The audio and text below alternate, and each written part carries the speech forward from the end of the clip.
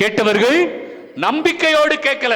இங்க உட்கார்ந்து இருக்கும் போதே வீட்டு நினைவு, ஐயையோ இட்லி மட்டும் வச்சுட்டு வந்துட்டேன், சட்னி வைக்காம வந்துட்டேன் இல்லையா? மைண்ட் எங்க ஓடிக்கிட்டு இருக்கு?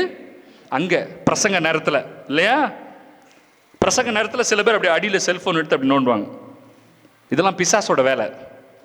அவர் செய்யல, அவருக்குள்ள இருக்கிற பிசாசு செய்த அந்த வேலையை பார்த்தீங்களா? அப்புறம் பசங்க, ஏய் என்னடி எப்படி போகலாம் நம்ம வெளியில், பக்கத்தில் ஃப்ரெண்ட்ஸ் கிட்ட பேச்சு எல்லாம் நடக்குது திருப்பலி நேரத்தில். ஏன்?